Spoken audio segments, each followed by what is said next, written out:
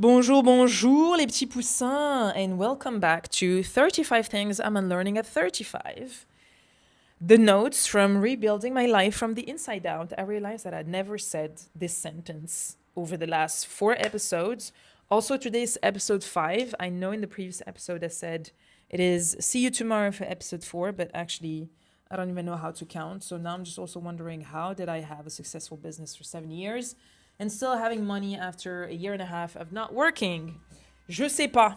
Anyways, today I am unlearning that feeling cringe means I should disappear.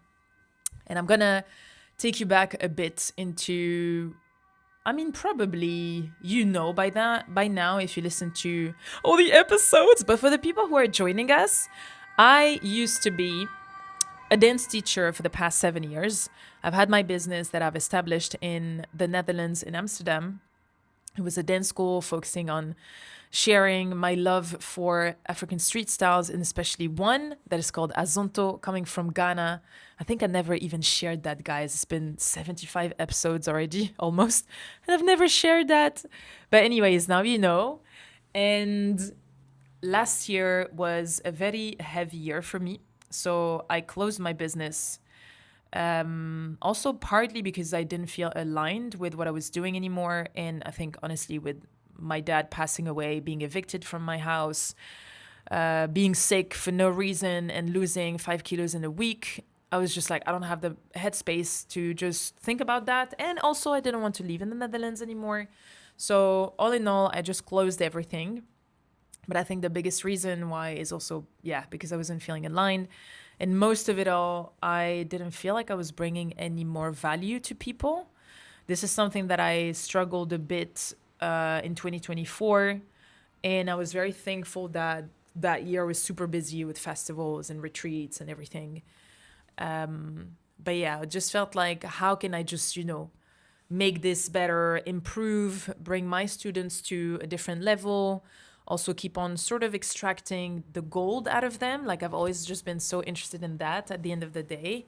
Not so much about, of course, it is about sharing the culture and the traditions and my love for Ghanaian dances, and giving back to the communities that have helped me become the dancer that I am today.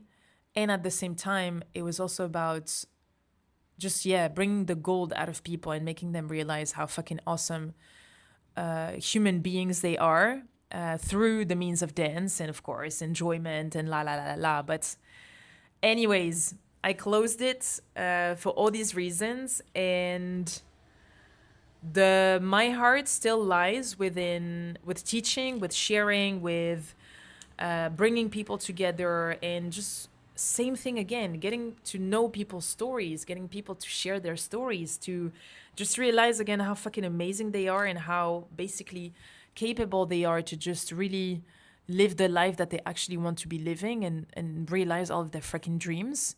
And so for 7 years, I had this business where everything was very much reliant on my body, on my physical presence, on me showing something physically, on me bringing a room with my body, with my energy, and most specifically with my body, because if you dance, obviously you have to show something, a step, a choreography. You can also give indications, of course, and prompts, so you're using your voice, but ultimately it's through the body that everything happens. And so the thread in my life has always been about, again, telling people stories, understanding people's stories, whether it's been in high school, university, doing my master's in business school, or even my first job at Nike as a recruiter and then digital marketing. It was always about telling people stories. And even with my business, it was the same. But since I just don't want to be dancing, or like, since I don't want to be teaching dance, I was like, I just want to use my voice, because more and more over the years, I really became super, again, passionate to the point equaling obsession with how do people think? How do people see the world? What is their perspectives, their opinions, their values? And how are you and me having the same body, having the same experience of life, let's say human bodies being dropped into this earth and just doing life, but we have different perspectives, different perceptions, different sensations. And, how do we relate to the world, to the different elements around us, to people? Et en fait, ouais, super, super obsessed. And so that's why I was like, I don't want to be using my body anymore. I just want to use my voice, because I think there's something super, super powerful about your voice, and there's something super powerful about asking questions and, again, extracting the juice out of people. And so that's why I also launched the podcast, because I just wanted to try a different mean of expression. That's why I'm doing my social media journey as well, showing my face and not necessarily showing my moves or my body. Not that I've ever showed my body in, naked body or whatever, but it was always just dancing. But now it's just me, it's just me and my voice and my face that you see every fucking day online. And my video project series, obviously, but this is like low-key easier because I'm always with someone. So it's never just about me. And instantly, everything feels way more vulnerable because it's your thoughts, it's your opinions, it's your values, it's your perspectives. It's you. It's really what makes you you and what makes you super unique. And for someone like me who's been a people pleaser their whole lives, I am flabbergasted at how, first of all, it's been 75 episodes. Like, what the fuck? I am in the top 1 or 3% of people who actually didn't stop their podcast. Apparently, there are studies and data that says that people usually stop after 3 or 5 episodes. I'm here 75 and banging, and we're not even like end of June. We're not even like the middle of the year. I mean, almost. But anyways, kudos to me. I want to celebrate myself, because hello. If I'm not hyping myself, then who's going to hype me first? And I lost my train of thought because this is what happens on this podcast. But anyways, coming back to using my voice, it is vulnerable. As I said, it's very vulnerable because then people see you, people hear you. Dancing is still vulnerable, right? But it's just, you can, I don't know. At least for me, there were points where I was hiding in my dance, where I would just be, sorry, I was eating some chips, Pringles, my favorite salty ones, where you can hide, you can just joke around, you can do, for me, my favorite go-to move is just like booty shaking, but like with a weird face, and then everything is fine. But then the voice is really, it's your words, it's how articulate you are, and how, I don't know, it's not sophisticated, but are you going to be able to bring one person from point A to point B? Are you going to be able to tell the story how you want to tell it? And obviously, all these things, even now saying them out loud, I realize that this is skill, right? You just build the skill of talking behind a mic, sharing your opinions and values and everything, but still it feels, for me at least, I don't know, I really find it super vulnerable and super exposing, super, exposing, then people see you. You cannot hide anymore behind a step, you know what I mean? And it has become even more so exposing and vulnerable and cringe onto the fucking internet, onto the fucking social media. Because then it's like I have built, I don't know, I wouldn't say following, I don't know. People say community, then following, then audience. I think I will say following because, or maybe audience. I will say audience first. Because community, I think, is something that goes even deeper. It's like you really start relying on each other, giving back to each other. I don't know. There's this community for me is really like, I'm there for you, you're there for me. It's this sort of exchange. And for me, I feel like, I don't know what it is that I give yet to the audience that I have. So I don't even know if it's a following either. I think it can be a following because, anyways, people, 18,700 people on this Instagram thingy that are following. And so now it's like, oh my God, there are so many people. right? There are so many people, and there are also so many people that I know, some friends, some ex-colleagues, some people that I grew up with. There are all these people, like the strangers. I'm like, it's fine. I don't even know you guys yet.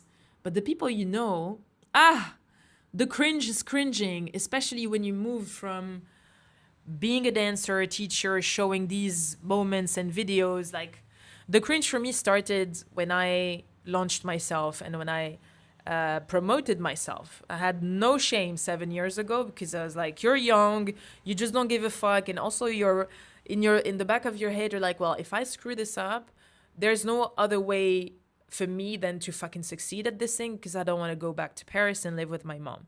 Absolutely not. Especially if it's to hear, what the fuck, you have a master's and now you decided to go and dance and shake your booty all over the world.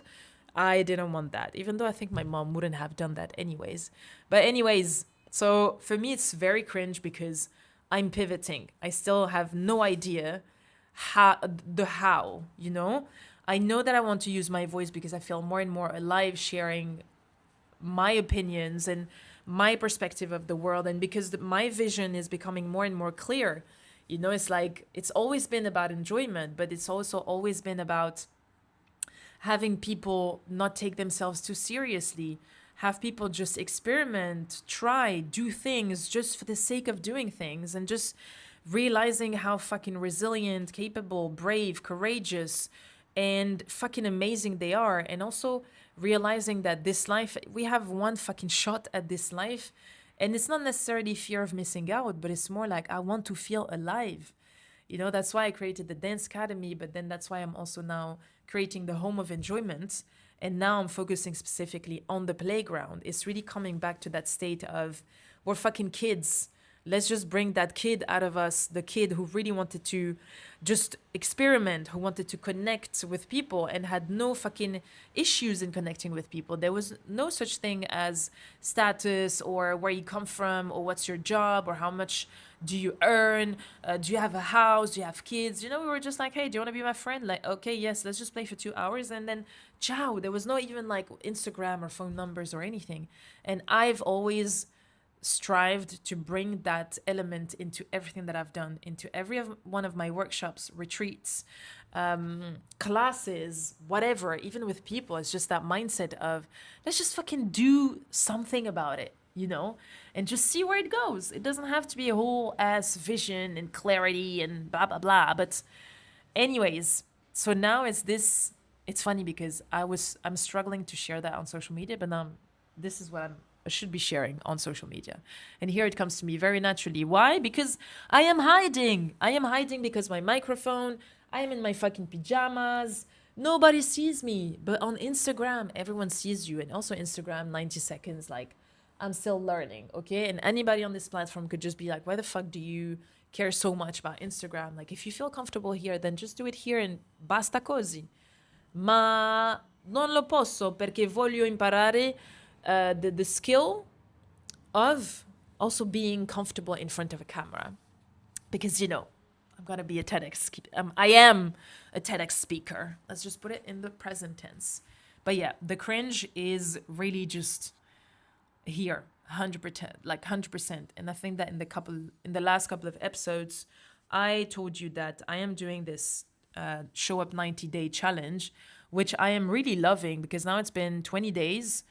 I haven't done the video for today, but I really feel like I'm less stressed about how I'm going to appear, what it is that I'm going to say, how it is that it's going to come out of my mouth, how it is that I'm going to look on camera. And it's really doing something where it's really coming from the inside out and really hitting that people-pleasing motherfucking asshole in the butt, because I feel more, I wouldn't say comfortable, because yeah, I'm comfortable hitting the camera, but it's still cringe because I am pivoting, right? And yeah, I could just also remove that thing of like, yeah, but I'm pivoting, so that's why it's like this. 100%. Maybe all of this is just a fucking excuse, but the feeling of cringiness is still here. And you know why I say that? Because again, I'm still thinking about the people that I know. you know? I'm still thinking about the people I know on this platform who maybe watch, maybe not, maybe have, muted me and my stories and my thoughts and my posts and everything, but it still feels cringe. It's like, ugh, genre, what the fuck? Why do you do that? And obviously with the challenge, I feel less and less, but for me, it's like, voilà, c'est un peu cringe, But again, that shouldn't mean that I should disappear. Definitely not, because I want to say these things. And I realize that I want to say these things because I've always told my students, you have a voice, you have stuff to say, just say them, regardless of whomever is listening or whomever is understanding, whomever is just like agreeing or disagreeing. That's not the point. The point is really to just share yourself and just share yourself, period, because you never know, A, what's going to happen, and B, you might really attract beautiful opportunities and also the people that you're looking for, And I think that, honestly, we're always evolving, and that's why this is called Sabou.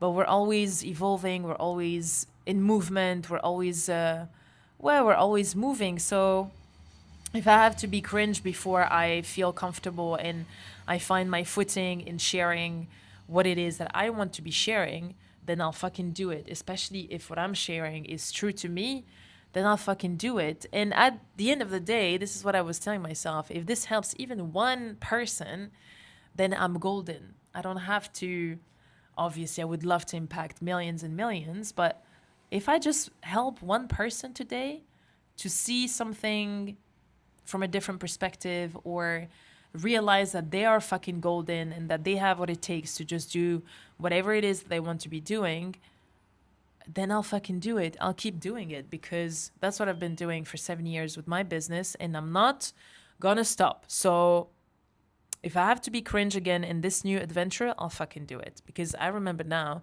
I was being super cringe when I started 7 years ago. But 7 years ago, I was 26, no, 27, 28, 27, 28. When you're 27, 28, you don't give a shit. You're like, I don't care. Nobody knows me. And maybe that's the thing. Nobody knew me back then.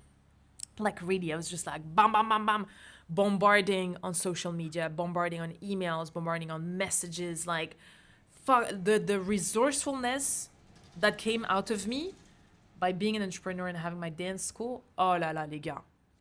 Bref, be cringe. Really, whatever it is that you're doing, the cringe is unavoidable. Fucking do it, fucking go through it, and realize that you actually don't die from it, and realize that you're actually building other skills in the background, which are being comfortable in front of the camera, building resilience, building stamina, building the communication skill, building so many different things that are ultimately compounding for you to go and get that fucking goal. And for me, for example, the TEDx, being on stage, asking people questions. Like, it's not just me being on stage and being interviewed or like giving a TED talk or a speech or being in front of people to lead a room and have a workshop. It's also just like, how do we say, hosting? It's about monitoring, but asking people questions. Like, there are so many people that I would love to meet on this planet because their brain works in such a fantastic way that I'm like, I want to know how you work. Donc voilà, I'm going through the cringe and I'm enjoying the process. And at the end of each and every fucking video that I make, I swear to you, I celebrate myself. I'm not like, oh my God, I did it. I'm like, you know what? Bitch, you didn't die. You fucking did it. And tomorrow you're going to do it again because you are that kind of person who build the fucking reps.